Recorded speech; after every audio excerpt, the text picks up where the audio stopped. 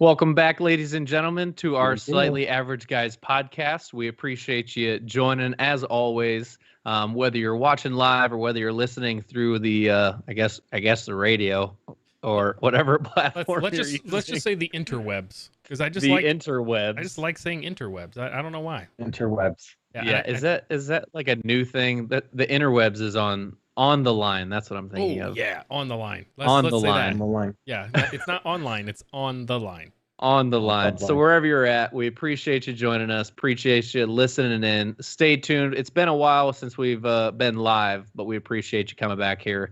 Don't forget to like, subscribe, and follow on every type of platform. You can see our individual tags there below as well if you're watching us live. So go ahead and follow us individually as well to check out what's happening around the Slightly Average Guys crew. Thanks for joining. All right. Well, let's jump right into some topics this week. And one of the ones that I'd like to talk about is really relevant to both of you. Because Ryan, you've been to so many weddings recently that I think, essentially you should now become a coordinator of weddings for the male side. And then Andy just recently went to one. And he's got a little bit of an etiquette issue. Yeah, it could be a rant. I'm gonna call it etiquette issue on why wedding etiquette is the way that it is. So, go ahead, Andy, and take it away on what your rant is. Yeah, what do you got here? So my brother-in-law got married last Tuesday, because why not? Tuesday at like 3:30, even better.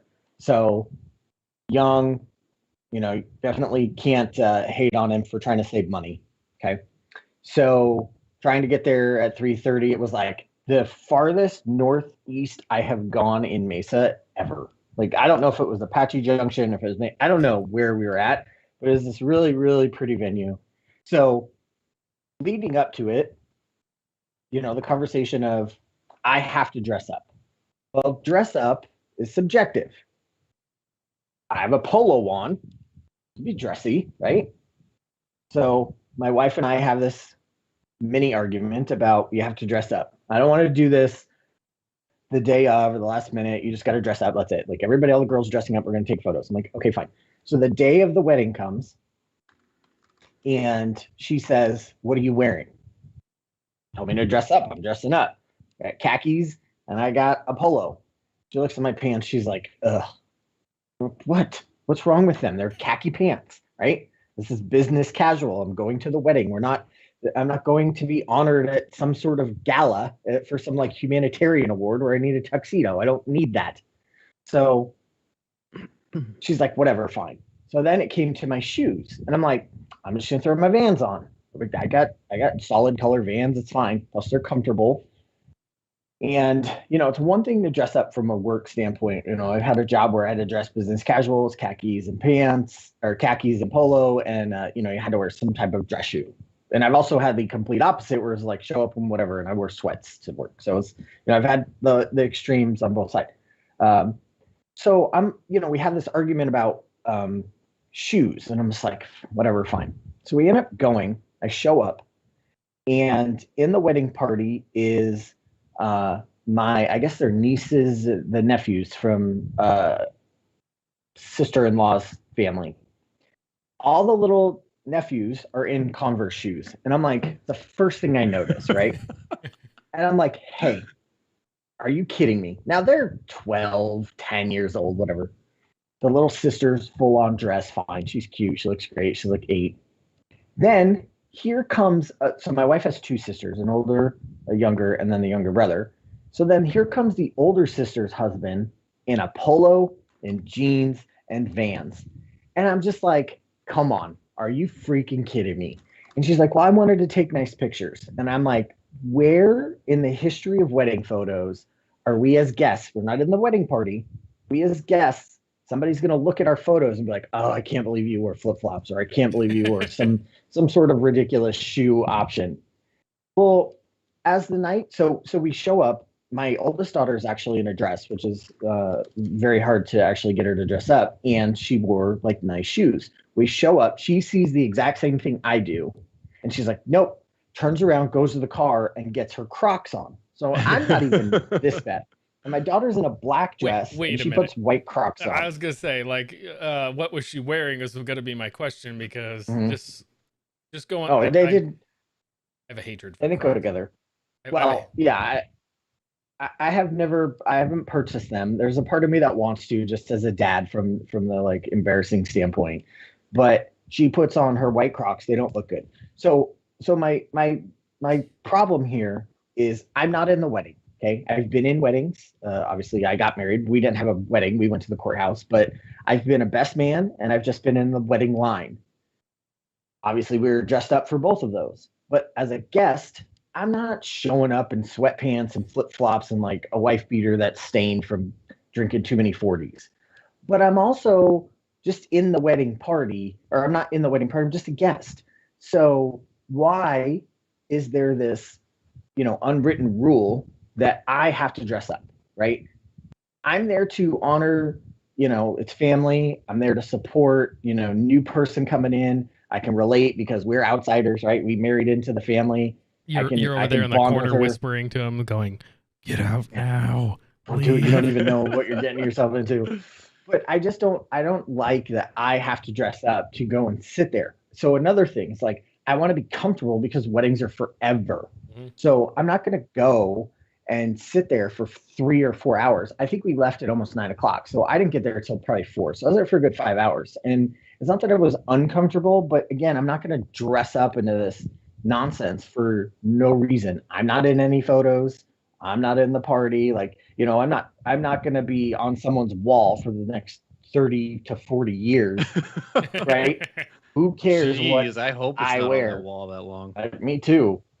Well, if it's not, then they're getting divorced. You know what I'm saying? So it's just frustrating that, like, where was it ever decided that you have to wear, certain outfits to show up to a wedding as just purely a guest, especially if we weren't family and we were just friends. I would just show up in like jeans and a polo and something comfortable, especially here as it gets hotter and people are, getting married through the summer.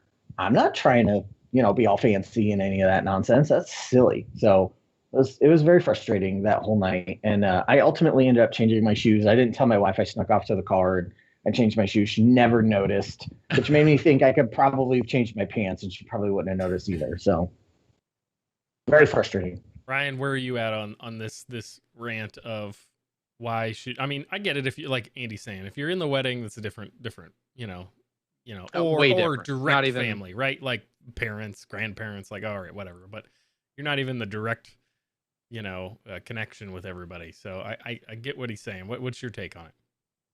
I can see both sides. The one word that comes to mind is a ceremony, right? The whole thing, it's a ceremony. Mm-hmm. There's many ceremonies throughout life, right? Graduation ceremonies. I can't really name them all, right? But there's many different types of ceremonies throughout life. And guess what? Each one of those represent a dressed up community coming together, I guess, right? And you're all dressed up, for the most part. Unless you're hillbillies. If you're hillbillies, it's just like, woo, who's got the best camo? Unless you're hillbillies. You might put on your good overalls. Mm-hmm. That might, But, and here's my other thing. If you're, it's a ceremony. Technically, the word ceremony causes for a little bit more casual, dress-like stuff. But here's my thing. If I'm going to someone's wedding where I don't know anybody and they're going to be judging the hell out of me because I'm with Corey, right? And she's introduced me to everybody. You're damn right. I'm going to be looking real good, right? You're damn right. I'm going to be looking my best. But if I'm just going to like a wedding with my friends and I'm just a guest and maybe Corey's coming, maybe she's not coming, I'm totally in agreement. Like probably not jeans, but maybe like golf slacks. Golf slacks are like comfy slacks, essentially, right? Like the new 4-way stretch technology and all that good stuff. But I could totally see you wearing like that 4-way stretch, technology, and it's everywhere. Look on Instagram; this stuff's all over the place. Like, hey, pretend that. Never mind. I was gonna do something inappropriate. But yeah, if it's just family and friends, and you don't have anybody to impress or anything like that, wear whatever the heck you want in a reasonable manner. Polo and a look like you're going golfing. I don't think there's any problem with that. So my one thing that stood out is the idea of a ceremony, and I agree. So I've had 2 children. Well, I've made 2 children. I haven't had them. Clear that up. So in that sense, that's a ceremony because childbirth is like this big deal, right? So I would love to go back in time and actually dress up, tuxedo, like full on. Hey, baby's coming. We're ready. Because that's probably like one of the biggest deals that you'll have in your life that you should dress up for. But nobody typically does that. So I would throw out some advice to anybody that's about to have a baby. Dress it up. Go in like your best clothes to the dads. Get ready for the photos and the pictures. Your wife might hate you for it, but it'll be amazing.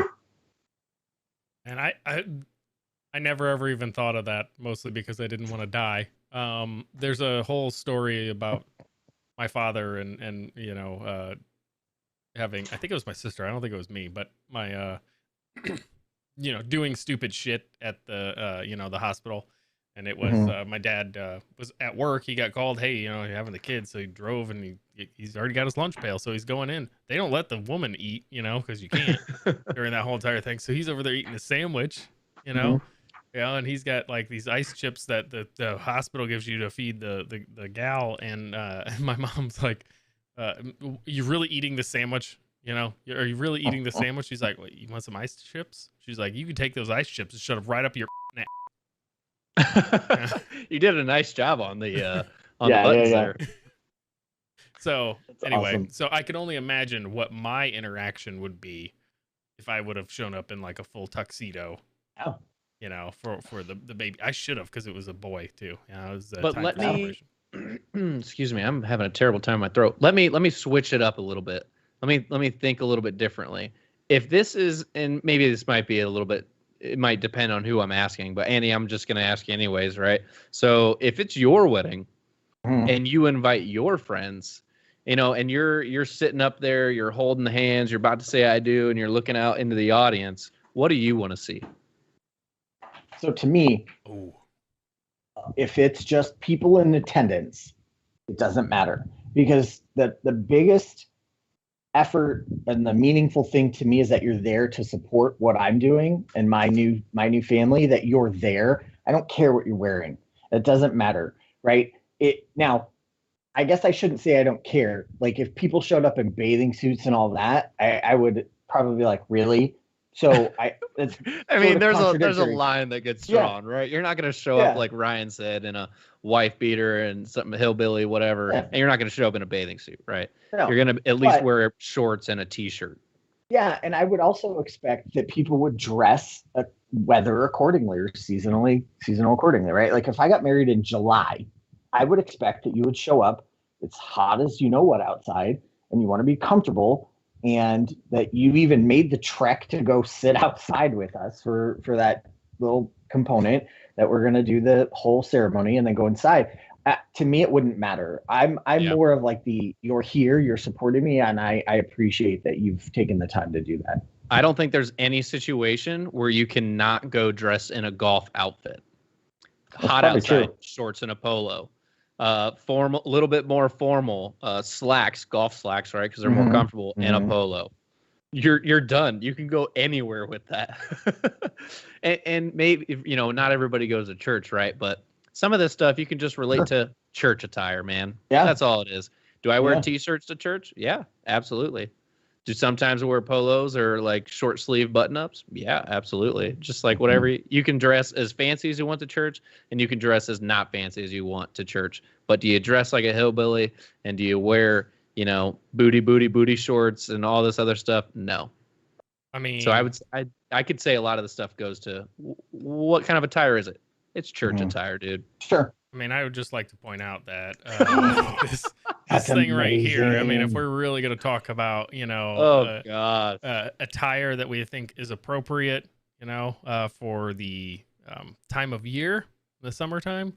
By the way, I just found this by searching ridiculous golf outfits, and this is the very first thing that popped up. That is not a golf outfit. They will not allow you on the course. That's exactly what I was just going to say. I was like, this is the most ridiculous thing ever, but I feel like I also want it. Yeah, that's a must-have right there. Yeah, I mean, wow. It's a Macho Man like Randy Savage type of thing. See, now I would do so. Well, now that's Denim days. classy. Yeah. That's No. So I'm so this is actually a true story. It wasn't this color, but I'm gonna share, Ryan, just a snippet and go to the chat here. Okay. I don't know how to share it otherwise. Send it to me. But this is legit. It wasn't this color. It was like had some hints of green and had some hints of blue. Nice. But this is no joke. What my dad and his friends bought one of their good friends. So they every Friday or multiple times a week they would go golfing with the same group of four, the same group. So they'd always give each other like weird gifts and stuff. It's like a good group of friends, right? Guy friends. So they literally bought him this suit, and he wore it to the to go golfing multiple times. I would Amazing. love to do that. I want to do that so bad. Speaking of golfing, I had a work event up north in Flagstaff, and there was golfing. And I'm like, guys, I've golfed once in like the last 20 years. Everybody's like, oh, you got to golf. You got to golf. It'll be totally fun. You know, it won't be bad at all. Like, you got to totally do it. It's a scrimmage, so it doesn't really matter. Okay. I played. I was so epically horrible. Like by hole 3, like I was only gonna putt. Like that's where we were with it. There was no way that I was gonna keep pushing it and trying to be more than what it was. Like it was bad. It was so bad, guys. I hit one of the balls and like let me step back. Person in front of me hit a ball and like it goes like maybe 40 feet. And everybody's like, see, Ryan, it's like the bar's pretty roll. You can hit it better than that. I was like, why you got to put that pressure on me? Like, why you got to do that to me? Like, it would have totally been fine. Like, I had no problem at all. And next thing you know, you had to say that. Yeah, they said that. And I hit that bitch like 4 feet. Like, that's how bad it was. Like, the first hole is always the worst. Every single time. I know Joke did the same thing. I'm sitting there looking pretty, you know, about ready to hit my lowest score ever on the first hole, right? And I do the same thing. I literally took 5 steps to my ball, picked it up, and hit it again off the tee. I said, I'm not counting that. The first hole's the worst. So you said it was a scrimmage. Did you mean it was a scramble? Scramble. That's what I meant. See, this It was is like scrimmage. yeah. I didn't even catch that. Oh damn! Yes. That's See, hilarious. this is how ridiculous it is. I don't even know what the hell is going on, but We were just practicing. It was a scrimmage. it was bad. That's what I could say. But so I don't know if he watches the show. I don't think they do. But this one guy who's our main project manager has like the most ridiculous calves I've ever seen in my entire life, and people make fun of him every once in a while for it. So he's like starts getting into this and starts golfing, right? So he's getting up to golf, and he's standing there. We get through like 4 holes, and somebody's like, hey man, it looks like you have calf implants. Do you have calf implants? Like, legitimate question to him. Like, do you have calf implants? He's like, oh yeah, heck yeah, I do. He's like, they're totally calf implants, you know, don't you really like them? He was joking. Okay. But dude, I'm not kidding you, that his not the whole calf. It's not like, you know, Ryan, like Dave Fogel, like he's got big calves. Oh my God. But the thing is big from like where his ankle starts all the way out. It's like an even, nice triangle. This guy, it's like thin, and then it's like a bicep. I got no biceps. I don't know why I just put my arm. It's like, oh wait, there's nothing there. Yeah. Oh, hang on. There we go. Yeah. Yes. Oh my But God. like You want to talk about real world calves? You just need to look at Jim Nobles and Anthony Nobles. Oh my God, their calves are like freaking dinosaur calves, and I don't even know what I mean by that, but like they're huge, and they're not huge as in like fat and ugly looking. It's like They're so like muscular, toned and muscular, and they can move every single muscle within their calf just by twisting their toes. I'm just like, it's insane. I love them. They're like sexy. I don't even know what to say to that. That's weird. Okay. It's got weird. I had nice calves coming out of high school, mostly because I was a marching band, which I know I'm a nerd. That's all right. But I was carrying around a 70, 80-pound drum for 4 to 8 hours every single day. And you like are on the balls of your feet. So like I had huge calves. I ended up screwing up my shoulder because I went toe to toe with one of the football team's linebackers on seeing who could use more weight on the calf machine and actually do it. Because I legitimately, I weighed 87 pounds. This guy weighs 212 standing next to me. Like, he's like, whatever. He's like, you can't do it. The machine maxes out at 800 pounds. Like, that's where the bars, that you can only stack weight out so far. It maxed out at that. Like, and we just figured out a way that we just keep, jamming more and more and more things onto the freaking where you're supposed to have your hands. So like we get like well over like 1,000 pounds. I think we're at like 1,100, and like I'm like, this is too sketch. I don't want to put anything on. I beat the guy, but when I was doing it, because you have to stand up into it and then you're on your calves and you can lift up and down, right? Like I was pulling so hard on the hand thing because it was excruciating. Like I screwed something up in my shoulder doing it. So stupid injury story. That's where it went. But that guy got his ass beat. Colin goes, like his knees swallowed a grapefruit. What? I'm just like, I took those words and I started picturing it in my head. I'm like, that actually kind of makes sense. Yeah, like if you think of a snake, right, that ate like a honeydew melon, right? A whole honeydew melon. Oh gosh. At this point, we're just way off topic. Oh, I mean, we're rounding it because here's what actually topic 2 is. Okay. I want to talk about food for a minute. We've talked about food in multiple different instances, but I want to talk about, I'm going to call them food sins. Okay. Like a food sin. I just had one today. Yeah. Like a food sin is like, you're not really supposed to have fish and cheese, right? Like that's like something that's just a gigantic no-no that you're not supposed to do. Ryan, you seem to have something with a burrito. Okay. On getting it served. That was a sin for how a burrito got given to you. Oh my, I am so glad you brought this up because I totally forgot about it. And if you can see my face right now, I am just in awe. I literally left this restaurant a review, close, no, kind of close, not close, Colin. I literally left this restaurant a review and said, anyways, here's the story. I got a burrito. And there's 2 different types of sauce that you can serve with burritos. And I'm okay with either one, but you have to have the choice. You don't just serve it with red sauce. You serve it with green or red sauce. Any burrito making restaurant knows that you serve it with red or green sauce, and you ask them. Any decent human being knows this. Any decent human being will give you the option. So they serve it to me with red sauce. I'm pretty sure every place that I've gone to that's even a breakfast joint is like, hey, you can get the regular like normal chip salsa, or you can get pico. They still give you 2 options. Yeah, but here I'm saying, so they give it to me with red sauce, right? And I'm like, okay, I eat it with red sauce, and I'm like, this is what it's missing. Green sauce, duh, light bulb. Hey, waiter, waitress, can I please have some green sauce with this burrito, please, since I have 3/4 of it left? We don't serve green sauce. So you gave me a burrito and you don't serve green sauce? Yes.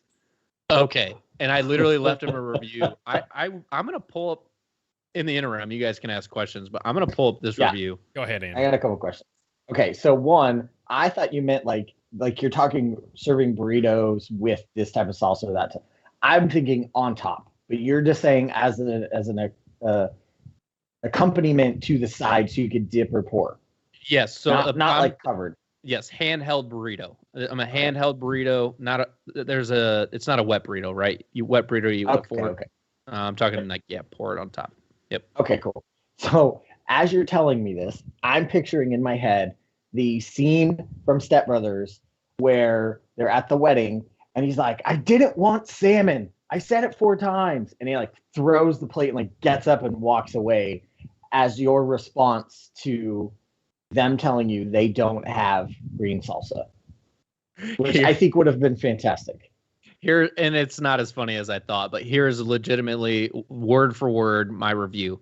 Cool spot, because it's in San Diego, right? What kind of spots aren't cool? It's right on a strip. It's really busy. They had good drinks, right? A couple beers. There was a really good cocktail that somebody made that I tried, and it was really good. And the burrito was actually really good, okay? And then cool spot, good drinks, good burrito. Recommendation, serve verde salsa. They only had red sauce, and I'm pretty sure that's a sin to eat a burrito with. LOL. And I put LOL on that. See, now, you know me, Ryan. Like, I'm good for coming with the quick, fast, snappy comebacks. Your dad has had a few different things that's happened at work that he's told us about, and I'm like, well, you should have just said this, 'cause it's just hilarious. Yeah. You mean I gotta pay you, type of thing. Just good witty comebacks. So like, if you should have given him an analogy, be like, man, serve me this burrito with this red sauce. That's like saying you want to do anal without lube. Like, you guys just want to bend me over the table right now and just give it to me like that? Like, see, you should have just like ran head first. I should have went like full blown right into it. Yeah. Yeah, I was kind of upset, but that's my food no for me. Burrito, you can serve it with red sauce. I'm cool with that. To each their own, but you got to give me that option. Andy, do you have any food sin stories? I know I'm just totally dropping this on you. You had no clue that was about to come. That's what she said. Yeah, that's what she said. Not really that I can think of. There's been times where I've been at restaurants that are, hole in the wall to super fancy in Vegas or wherever we're at.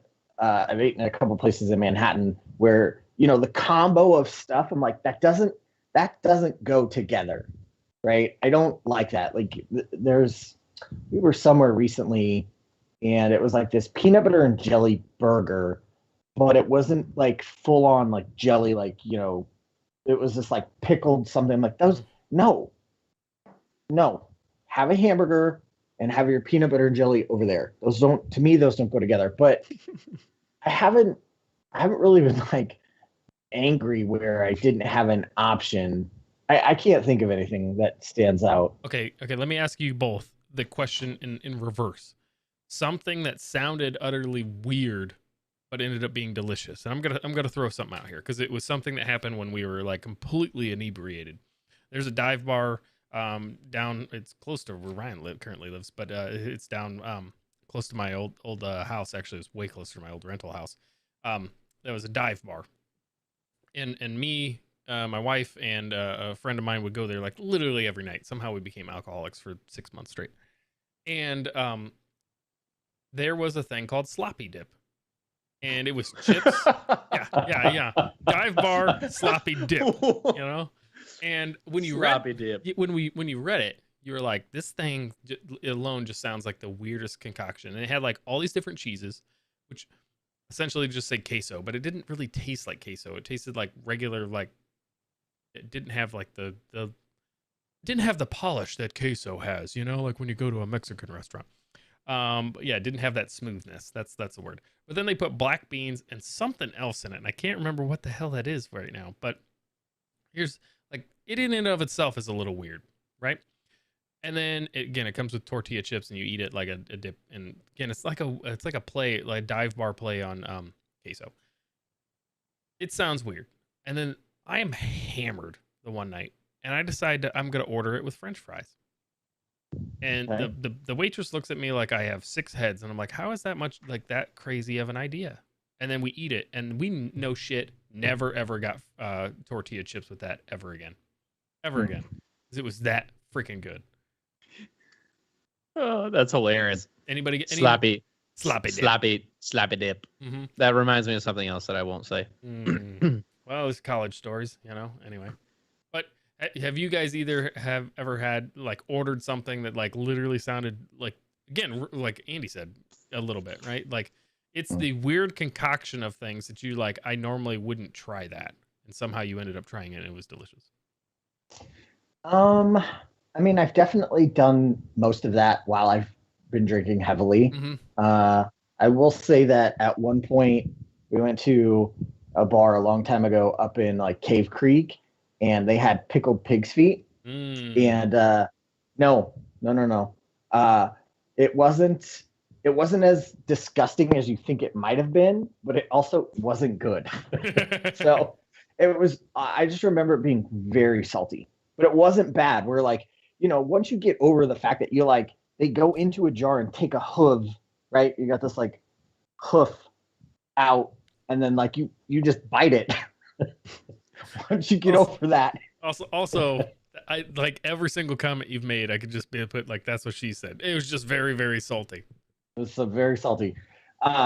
Once you get over the visual part of it, and you're like, okay, the salt hits you like immediately. You're like, it's not as disgusting as I thought it was going to be. So, I had a buddy of mine. He's been on the show, Sam. Yeah. He's been on the show, and his sister lived over. She lived in France for a long time, but in part of it, I think she lived in China as well. Like, dude, this gal can like speak, I think like 23 different languages. Like, it's ridiculous. Like fluently, not like, I don't think she can speak all 23 fluently. She can speak like 18. It's almost all of them, like completely fluently. It's nuts. awesome. Again, she lived in France for like 3 years. Lived in China for a year and a half. But anyway, when she came back from China, she brings this rice grain alcohol, which is like, you would think like vodka and Everclear, like that, like abomination together. And for some reason, you're also supposed to eat chicken feet with it. And I tried this thing, and I don't know if it was a combination of just the horrible alcohol that was like literally stripped every ounce of mucus off of your throat, your tongue, your teeth, and everything down between, or taking a bite out of this chicken foot right afterwards that made me almost vomit. Gross. Yeah. I can't say I highly recommend it, guys. Can't say that I do. Okay.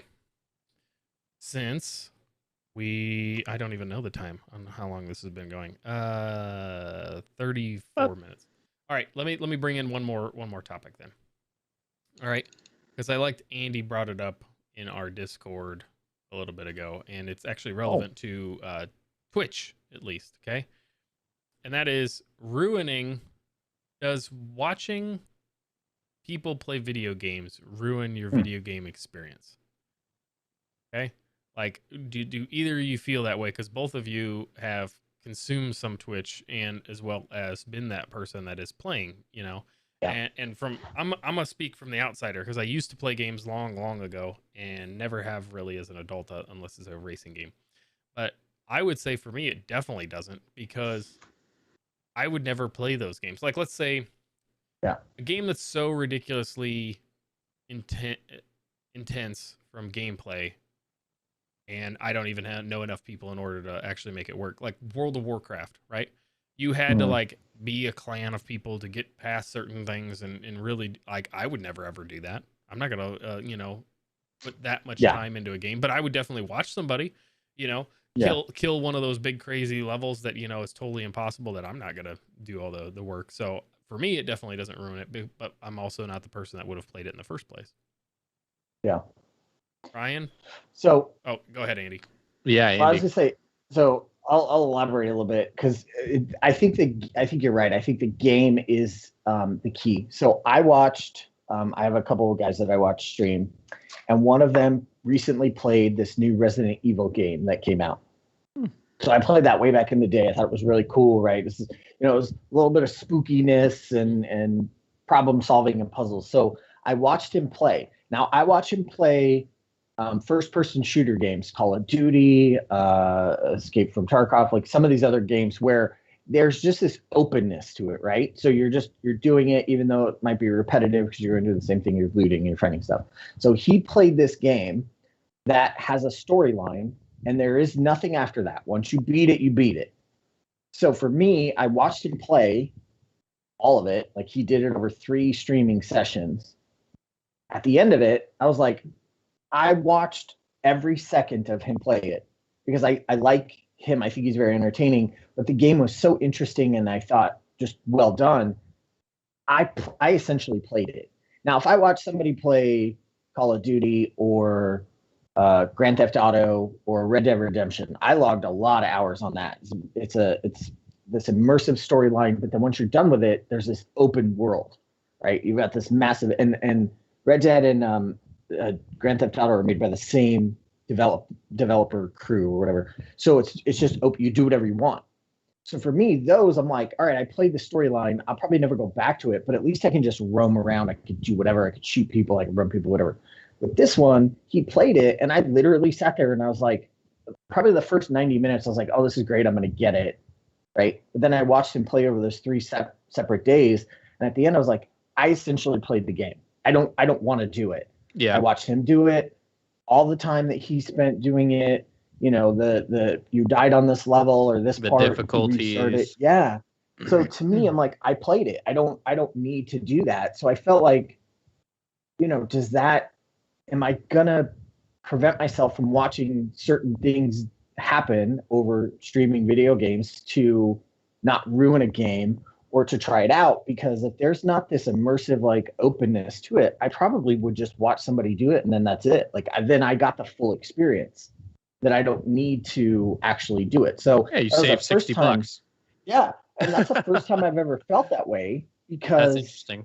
Yeah, I've never felt that way because everything is just so open and it's just, even though it's the same map or the same character, the experience is still going to be different, right? I'm still going to go and interact with this or go over here in this point of interest. But that was the first time that I was just like, you know what? I don't need to buy this and play it now. And I think that's kind of a rarity for games then, don't you think, that are made like that? Because not many games come, at least this is to my knowledge, right? Like so many things are now open world after it because they want people to continuously play the game. They want you to buy this piece. They want you to do that thing. It's not just, they're not just even planning on just the $60. They really want your extended revenue for buying and upgrading and continuing to play the game. Sure. I mean, there was some stats that came out about Call of Duty, and they made like $1 billion on microtransactions inside of the store, right? So the battle pass and the skins and the guns and all of that. And that is completely separate from people actually buying and paying for the game on whatever platform. So you're right. It's this revenue stream to keep you coming back and back to it, which is genius. Yeah, it's the membership idea that you guys work so hard on all the time, right? It's the battle pass, right? That's right. Yep. Battle pass. That's the membership right there. Mm-hmm. Yeah. Ryan, does it ruin it for you? No, because I don't ever watch people. But the only way I could like see watching somebody is if there was a really cool game that came out that I was like kind of sketchy on. For example, oh my gosh, what was that one like tech game with like that came out with the guy from oh my gosh, Ryan, this is not helpful. Ryan, this is where you make fun of me. The guy from the movie that does a whole lot of killing. Okay, I'm gonna guess, and you're talking about Cyberpunk. Cyberpunk, yes. And yes, Ready Player One. Yes. Okay, so Cyberpunk. I was really looking into getting that game, and I was like, this game looks amazing, but I didn't want to get it right away because I thought it was gonna be another like Skyfall or whatever that stupid space one is that everybody hated. So, I just started watching people, and I'm like, their car, for example, said they were going like 80 to 130 miles an hour, right? But on their screen, as visual like buildings are passing, it looks like they're going 15 to 30 miles an hour. And I'm just like, this game looks stupid. Yeah. Like Colin said, Bug City, right? Just all over the place. Not worth my money. So I use it more for like just checking things out to see if it's worth my time, and then I'll get it. But I don't ever watch people on Twitch unless I just jump on for 5 minutes and then I'm off if it's a friend or something. Yeah. So after I went through that experience, I thought the exact same thing. I'm like, you know what? This is really good to check out a game, something that came out that had a bunch of hype around it, to see how good or bad, in this case, it was really, littered with bugs and there were some crappy experiences a lot of people reported, to really get an idea. Money back. They did, which sucked because I was in the same boat, man. I was like, this is really cool. This is going to be awesome. The details and the openness and all that. But yeah, that's essentially what it's become now. If I'm going to check out some sort of, very specific and story mode game, that I'm only going to just do it just purely for my interest, because then it saves me the money and the time of buying it, not liking it, and then taking it back. Yeah, I could watch somebody for 10 minutes and be like, save me an hour going to the store, downloading it, or whatever. But I'm really glad you had that experience, Andy, with that one Resident Evil game, because it sounds really cool. Like if I was really into a game like that sounds like something really interesting to do. Yeah, it was a great game, and like I said, I love the the little problem solving that you have to do, and the story was fairly cool, but at the end of it, I'm just like, nah, I'm done. I played it, and I invested the time, which I did without not worked, but whatever, it's fine. It's still a good use of my time. So that way, at least I didn't spend the $60. So I felt good about it. But yeah, now I look at this whole streaming video games in a whole new world of like, I could go and get, it's like this extended movie preview. Am I going to watch this 45 minutes of the movie versus the 2 minutes? And now, do I really like it or not? And then if I do, I'll still invest in it. But now I don't have to, because I played it. Yeah, well, and newer consoles are coming out, newer PCs are coming out, newer TVs, and this technology is not going down, right? It's all just increasing.